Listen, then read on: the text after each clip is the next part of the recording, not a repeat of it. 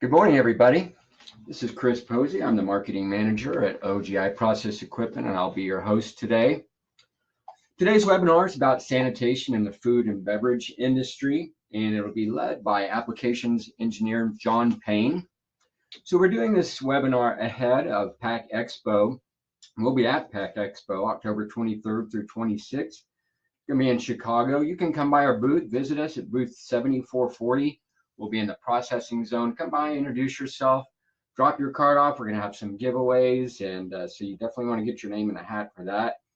But our topic today is specifically relevant to that trade show. And so with that, I'm going to go ahead and turn it over to John. Let me just mention one thing quickly about OGI. We've been in business more than 30 years now. We design, manufacture, sell, and service QuikWater, direct contact water heaters, which we'll be talking about today, and also Terry water bath heaters, which would be used more in natural gas utility applications, something like that. It's our mission to design, engineer, and manufacture energy-efficient process heaters for the comprehensive industrial process heat market. So that's who we are, and again, we hope to be able to connect with you, whether it be at the trade show or via email or on our website. We'd love to hear from you. And speaking of hearing from you, as we proceed through the webinar, if you have questions or comments, post those in the chat console over on the right side of the screen, and we will address those at the end of the presentation. So with that, I'm going to give it to John. Take it away, John. Thank you, Chris. Good morning, everybody. Yes, so as Chris stated, if you guys have any questions, feel free to type those in the chat and we will get to those. So with that, today we're going to be covering what exactly is a direct contact water heater and how they work. Then we're going to be going through our two main QuikWater models, which are our flagship and our MegaHeater. And then we'll touch on the multi-tower, kind of that control system. We'll also discuss the NSF certification, some different applications that QuikWater fits into, and then some of our information we require to quote a system for you. So first up, what is a direct contact water heater? You may be asking yourself. So a direct contact water heater is a heater in which the products of combustion come in direct contact with the water being heated for the application. So as you can see here, there's a little bit of cutaway here. So this stands in direct contrast to a boiler, which is a pressurized system. With the direct contact water heater, we have no pressurized systems inside. So you do not need a boiler operator license or any sort of insurance for a boiler on these. Typically, these will have a smaller footprint than the boiler and will also have higher efficiencies. So some principles that are common among all direct contact water heaters. They typically do well in both cyclical and continuous operations, with a few exceptions in there. There's a vertical heat transfer zone, which we'll touch on here in a minute. They're at least 90% efficient in an ideal application, and they operate more efficiently the lower the inlet water temperature is. And then not all these direct contact water heaters are designed and built the same. We have a few other webinars that touch on this topic that you may be interested in. So first up, how do they work? So as you can see here, water enters the system through this cold water inlet through our inlet valve, and then it goes up the piping and out the nozzle. The nozzle disperses the water into a fine mist, small droplets. This aids in the heat transfer. That water then falls over the stainless steel packing. This packing is essentially just a large surface area to volume ratio, so it allows for a high heat transfer, and we achieve about 99% of our heat transfer in this area. So this operation works by the water falling down through the packing zone. At the same time, the combustion air is rising up and out through the stack. As the burner is firing here, you can see on the left side, it's firing into our dry fire combustion chamber. Around that combustion chamber, we have a water jacket that is circulating to keep that cool. That water is there to protect the firing chamber and then dumps into our integral sump tank.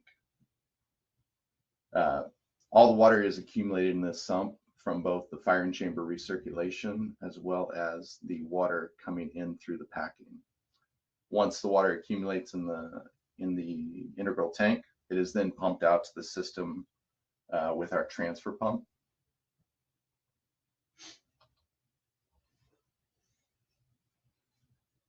Next, we have this chart showing our, this is the efficiency curve for a direct contact water heater.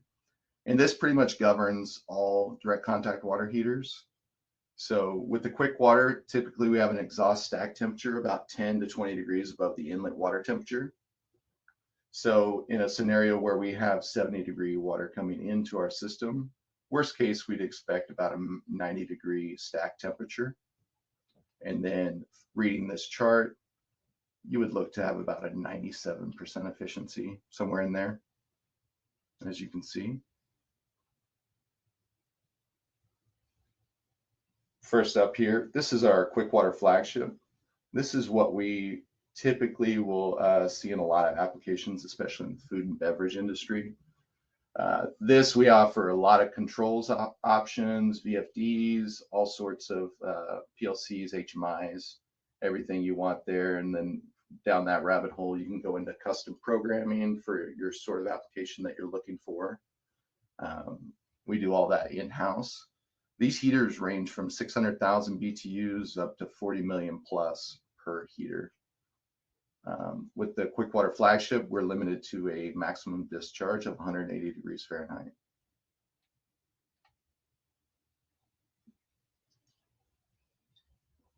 Next up, we have our QuikWater MegaHeater. This is a little bit different design. With this system, we have about 450,000 to 8.3 million BTUs for this single heater. The maximum discharge for this heater is 200 degrees Fahrenheit.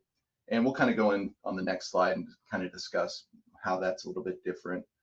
A lot of these go into, some of these go into food and beverage applications, but a lot of these will go into other types of process applications. And as you can see here, so some of the differences with the MegaHeater, so it's got a smaller integral tank. So these are typically ideal for steady state operations, or if you have an application that has an external tank. We do have the same efficiency as the MegaHeater or as the flagship. The way we're able to achieve the higher discharge temperature is once the water falls through the packing, it's accumulated in the smaller integral tank.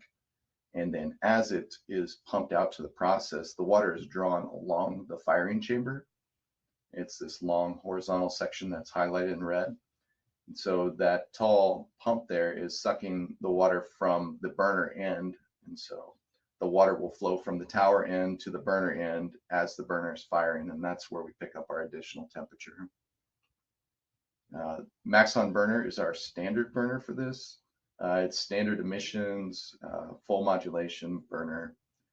We are experimenting with a new burner technology. It's a different brand, and we're able to achieve low NOx with this application as well.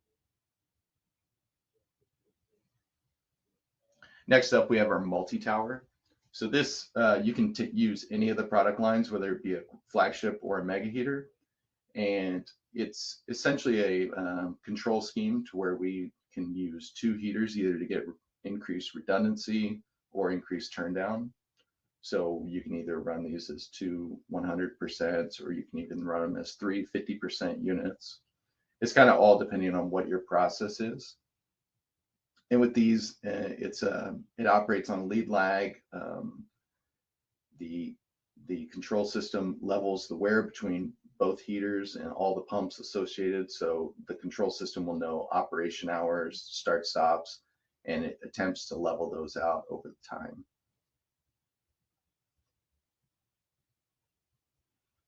And next we have our NSF certification. This certification is for our flagship product line. NSF denotes this as a heater that is producing water that is safe for human consumption. So we go through a yearly audit on this. We actually went through this audit last week and we passed. And so this allows us to sell heaters for different food applications where it can actually be used as an ingredient. So some of the major components that are changed would be pumps, valves, gaskets. Most of the other heater is acceptable for that just because we use a lot of stainless steel parts and everything is pretty compliant. Now we'll go over some applications. I have a few applications called out here that we typically see in a lot of food and beverage locations. The first up is what we call the hot water loop. This is what we see in a lot of spray down applications, domestic uses, mixers. This is where we have our QuikWater heater system pumping out into a hot water loop in a building, and then you can see there is a return to the heater. So the return there is for a small amount of water returned back to the heater just to maintain temperature and pressure in that line. So some of our advantages here, it's a high efficiency system with the QuikWater and maintaining that temperature and pressure in that system. Accurate pressure control. Typically we'll have VFDs on this operation, maintaining a set pressure on those transfer pumps. Depending on whatever the demand is, the pumps will speed up or slow down. And then, like I said, temperature is maintained just because we're passing a small amount of water through this loop continuously. Next, this application, we see it very similar between like a can warming and a fruit washing application.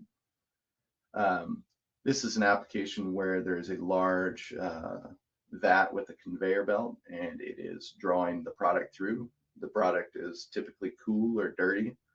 Cool in the case of beverage cans that have just been bottled, and then dirty for the fruit washing. They do this with can washing or a can warming to help whenever they package the cans directly after they bottle them. It keeps the cans from condensing and getting all the packaging wet. For fruit washing, pretty explanatory there. It's just a large amount of hot water there and continuously washing those applications. Next up, we have an external tank. So this is a good application for if you have a process that has intermittent high flow. You're able to get away with a little bit smaller of a heater when you have it continuously filling the external tank. This allows you to kind of size the heater based on your average demand if you have a large enough tank to buffer your system. Some integration that we can do with our QuikWater controls. We can integrate directly into your existing tank if you have one, including all your level floats and temperature sensor. And then inside of our system, we can develop a call for fill or a call for reheat if that is something that you would like on your application, where we would put a pump on that external tank and pump back through the heater if it needs to be reheated. And then, as always, we can size pumps for this system to pump out to your process. This slide here is kind of discussing some, naming some applications inside the food and beverage industry. Sanitization, sterilization, package shrinking. We've also done hot fill bottle applications as well, and then can warming. And then for the wine industry, we've done a lot of barrel washing applications and keg washing. Some of the information that we require to quote, at a minimum, we need to know kind of your average and your max flow rates for the system. This will kind of help us balance that kind of system and figure out the best size for the application. Your inlet and outlet temperatures, and as well as your discharge pressure. We need that discharge pressure to size that transfer pump to pump into your application. We do have an application data sheet that goes into a lot more detail on the application, going into elevation, electrical requirements, and we can send that to you anytime you're requiring to do an RFQ. Also, if your application has any process specific requirements, or if there's any sort of parameters or any sort of customer specifications for this project. Some additional services that OGI provides: we have a full service department that does startups, preventative maintenance, field training. They also test each of the units at our testing facility here at OGI prior to shipping. So we make sure that, you know, the burner's tuned, everything operates as it should prior to it getting to your job site and starting up. We also do post-sales support with, we can sell you any part that's sold with the unit, and anything like that. We have 24-hour, 7 days a week customer service. And with that, if you guys have any questions. All right, thanks, John. Let's see, it looks like right now, no questions in the chat console. So if you need to get in touch with OGI, you can see our contact information there. John, who just spoke with you, you can email him with technical questions, and Chance and Hunter can handle your sales inquiries and your sales questions. I think with that, we'll go ahead and wrap up. Let me mention that next month, because of PAC Expo, we will not be doing a monthly OGI webinar, but we'll be back in November, on November 16th. That's going to be our last webinar of 2022, because we will not be doing one in December just because of the holidays. So November 16th webinar will be entitled OGI Panel Shop Hazardous and General Location Certifications. You may not realize OGI is a UL certified panel shop. We build our own panels here, right here in our shop. And so we'll be talking a little bit about what happens there and what you can expect, and how our panels can be used, what they go in, and so forth. So anyway, again, please be sure to connect with us out at PAC Expo at booth 7440. In the meantime, connect with us on social media: Facebook, LinkedIn, Instagram, Twitter, YouTube. We're on all of those. We have a number of instructional videos out there that cover some of the things actually that John was speaking about today, and other aspects of both our QuikWater units and our Terry units. So take a look at our YouTube channel, or go to the OGI media page at ogipe.com/media, and you can see all of those. Additionally, if you're interested in listening to our previous webinars, you can go to that same page, our media page, and you can listen to all of our previous webinars on demand there. So thank you for joining us today, and I hope that we will see you at PAC Expo, and maybe in November at our next webinar. So with that, we hope you have a good day, and we will see you in November. Thank you.